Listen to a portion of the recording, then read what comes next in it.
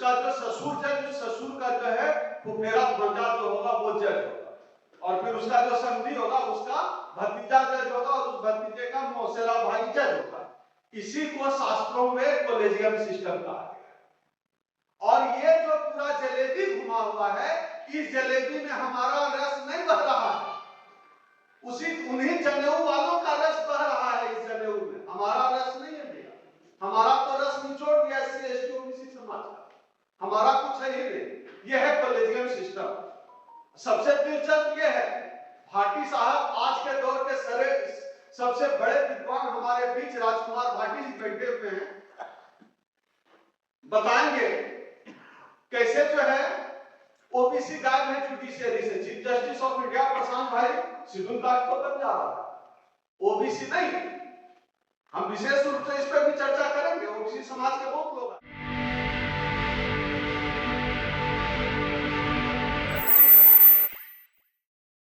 High है, आप कितने जागरूक हैं। बहरहाल मैं जिन मुद्दों पर बात कर रहा हूं उन मुद्दों पर काम करते हुए मेरा भी 2 दशक हो गया। भागलपुर से शुरुआत की थी और यहाँ अभी हम लोग यह कार्यक्रम कर रहे हैं। साथियों, जो भी जितने लोग हमारे सब लोग लीडर हैं समाज, हम सब जानते हैं कि हम सबों की जिंदगी में जो भी बदलाव आया है वो बदलाव आया है आरक्षण की वजह से। आप इस सरकार के तमाम कि आपके बाप दादा चमड़ा छीलते थे, जूता बनाते थे, आप यहाँ कोट पैंट पहन के कॉन्स्टिट्यूशन क्लब के एसी हॉल में पैर पे पैर चढ़ाकर बैठे हुए, उसको इस बात से दिक्कत है। हम लोगों के 2 पीढ़ी पहले के लोग क्या करते थे? सब्जी उगाते थे, गाय चराते थे, मजदूरी करते थे, क्या करते थे? अपना तो खेत भी नहीं है, तो उनको दिक्कत इस बात से है। और यह जो मिडिल क्लास बना जिससे हम लोगों के शरीर में आया कोट पैंट, थाली में चिकन चावल, कहां से आया? रिजर्वेशन की वजह से आया। यह अलग बात है कि हमारे समाज का एक हिस्सा शायद इस बात को ना माने, लेकिन वो जरूर इस बात को ठीक से जानते हैं जिनके सामने हम नंगे पांव चलते थे। उनको ठीक से पता है कि मूल कारण जो है आरक्षण है, जिसके वजह से जो आदमी सामने बोल नहीं पाता था पैर पे पैर चढ़ाकर बैठ रहा है। और उनको पता है वो हजारों सालों से उन्होंने हमारे ऊपर शासन किया है, उनको पता है कहां चोट कर दी। आरक्षण सीधे कैसे खत्म करेंगे? आरक्षण सीधे खत्म कर देंगे तो आप 2 अप्रैल 2018 जैसा हो सकता आंदोलन खड़ा कर दें। उन्होंने कहा कि विकास करेंगे देश का। विकास कैसे होगा? निजीकरण करके। जिस एयरपोर्ट पे नौकरी लगती थी हमारे लोगों की, एयरपोर्ट बेस्ड अडानी का खोजते रहिए आरक्षण, बीएसएनएल, एमटीएनएल, तमाम जितने भी सरकारी और जो है जितने भी उपक्रम है जहां भी आरक्षण था सबको बेच दिया, सब खत्म। क्या करेंगे हम? प्राइवेट सेक्टर में तो आरक्षण है नहीं। जाहिर सी बात है इनके दिमाग में मनुस्मृति जो किताब है ना, जिसको अभी हम लोगों ने चलाया है 2 दिन पहले, वो किताब कागज पे नहीं चल रहा है इनके लिए, वो किताब इनके दिमाग में चलता है। इनके दिमाग में जब मनुस्मृति चल रही है, इसका मतलब है इनके दिमाग में साजिश है कि इनके गले में फिर से हरिया लटकाओ, कमर में झाड़ू काटो। इसी की तैयारी वो कर रहे हैं। और लगभग उस ढलान पे हम लोगों को पहुंचा दिया गया, हम लोग देख नहीं पा रहे। आप समझिए 1 दशक पहले, लगभग 11-12 साल पहले, एक ऑटो चालक, हमारे शक्ति भाई हैं ऑटो चलाते हैं, किधर बैठे हैं? उधर बैठे हैं। ऑटो चालक भी अपने बेटे को डॉक्टर इंजीनियर बनाने का सपना देखता। क्या आप संभव है? देख सकते हैं आप अपने बच्चे को डॉक्टर, आप सरकारी नौकरी में तो नहीं पढ़ा सकते हैं, 40-40 लाख फीस है। और ये सिर्फ अभी जितेंद्र भाई हमारे, जितेंद्र मीना भाई मेरे बड़े अभिन्न मित्र हैं, प्रोफेसर हैं, बताएंगे कि नई शिक्षा नीति से क्या हो गया। तो सर, जो मैंने शुरुआत में बात कही, इस सरकार का हर स्टेप सिर्फ एससी एसटी ओबीसी को कमजोर करने के लिए, हर स्टेप सिर्फ एससी एसटी ओबीसी को कमजोर करने के लिए होता है। कॉलेजियम सिस्टम का मसला है, अभी हमारे मौर्या साहब आ रहे हैं, वकील साहब बताएंगे। हम जज हैं, जनेऊ होना चाहिए। हम जज मतलब जिसको जनेऊ है। हम जज, मेरा भाई है, मेरा भांजा जज, मेरा भांजा का चचेरा भाई जज, ससुर जज, ससुर का जो है वो मेरा भांजा जो होगा वो जज होगा, और फिर उसका जो समधी होगा उसका भतीजा जज होगा, और उस भतीजे का मौसेरा भाई जज होगा। इसी को शास्त्रों में कॉलेजियम सिस्टम कहा गया।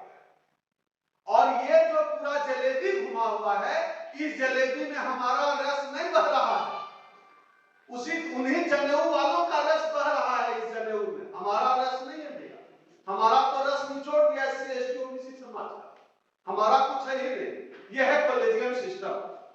सबसे दिलचस्प यह है, भाटी साहब आज के दौर के सबसे बड़े विद्वान हमारे बीच राजकुमार भाटी जी बैठे हुए हैं, बताएंगे कैसे जो है ओबीसी गायब है जुडिशियरी से। चीफ जस्टिस ऑफ इंडिया प्रशांत भाई शेड्यूल कास्ट को कब जा रहा है, ओबीसी नहीं। हम विशेष रूप से इस पर भी चर्चा करेंगे। ओबीसी समाज के बहुत लोग कि chief justice of India OBC नहीं है, केंद्रीय विश्वविद्यालय में वाइस चांसलर ओबीसी नहीं है, मीडिया में जो 8 बजे हम लोग मुंह खोल के बैठ के डिबेट देखते हैं इतना बड़ा, वहां एंकर ओबीसी नहीं है, कोई प्रवक्ता ओबीसी नहीं है। कहां है ओबीसी? न बिजनेस में कहां है ओबीसी? ओबीसी कांवड़ लेके जा रहा है देवघर, ओबीसी कांवड़ लेके हरिद्वार जा रहा है, ओबीसी घंटा बजा रहा है। शेड्यूल कास्ट की स्थिति इतनी खराब नहीं है, ये सच है, हम सब जानते हैं। लेकिन ओबीसी में जो बदलाव की लहर आई, अभी मैं पार्टी साहब को कह रहा था कि आपने बड़ी क्रांति कर दी, बहुत बड़ी लकीर खींच दी। अब जो ये बदलाव आ रहा है बहुत सकारात्मक है, और इस सरकार को इसीलिए डर लगता है, इसीलिए 2 दर्जन से ज्यादा मंत्री बनाए जा रहे हो किसी के, तो मंत्री बना देंगे, लेकिन इनसे पूछिएगा कि कास्ट सेंसस कब कराओगे, तब बोल बोल करेगा कराएंगे। कराएंगे तो कराओगे, तो उसके बाद का क्या आइडिया? क्या जाति के आधार पर आबादी के हिसाब से भागीदारी दी जाएगी? कास्ट सेंसस होगा, वैसे क्यों कराओगे कास्ट सेंसस? तो इसका कोई जवाब आपको ठोस ठोस नहीं मिलेगा। अब एक सवाल आता है, मैं तमाम मुद्दों पर 20-30 सेकंड में बात कर दूंगा तो विषय प्रवेश हो जाए। अभी जैसे चांद पे रोवर गया था, रोवर खराब हो गया तो इसरो के वैज्ञानिकों ने कहा कि हम रोवर को ठीक कर दें। चांद पे रोवर खराब हुआ, इसरो यहां से रोवर को ठीक कर रहा है। अच्छा, बहुत बढ़िया, रोवर चांद पे है, यहां से ठीक हो रहा है, बस ईवीएम हैक नहीं हो सकता। दुनिया का सबसे बड़ा टेक्नोक्रेट एलन मस्क जो है बोल रहा है कि ईवीएम टेम्पर्ड हो सकता है। अमेरिका का राष्ट्रपति बोल रहा है ईवीएम टेम्पर्ड हो सकता है। लेकिन हमारा जो चिंटू बैठा हुआ है झारखंड बिहार के किसी गांव में मोबाइल लेके, सब बना हुआ, हिंदू हृदय सम्राट का नाम कर रहा है, तो देश पीछे चला जाए, देश पीछे चला जाए, उसको खतरा दिख रहा है, देश पीछे चला जाएगा। ईवीएम तो बहुत जरूरी है, मॉडर्न हो रहे हैं हम। अच्छा, हमारे लोकतंत्र का चीरहरण करके मॉडर्न कर रहे हो। तुम्हारा बाप दादा तो नाखून भी नहीं कटाया था, हमारे बाप दादा ने अपना खून बहाया है, पसीना बहाया है, तब हमको इस देश का यह जो अर्जित लोकतंत्र है कोई घंटा बजा के भीख मांग के नहीं मिला है। हमारे बाप दादा ने खून पसीने से इस देश को बनाया है और इस देश के लोकतंत्र को खड़ा किया, उसको ऐसे थोड़े ही कर देते। तो जो ईवीएम की लड़ाई है बहुत बड़ी लड़ाई है, और आज से 1 दशक पहले ईवीएम सिर्फ हम जैसे लोग कह रहे थे, अशोक भारती जी लोग कह रहे थे, भाटी जी जैसे लोग, प्रशांत भाई जितेंद्र, हम सब लोग कह रहे थे ईवीएम ईवीएम। लेकिन देखिए यह लड़ाई रंग लाई और ईवीएम आज राजनीतिक मुद्दा है। ईवीएम का सवाल, देश भर में बढ़ रहे दलित उत्पीड़न का सवाल, कैसा देश है महाराज?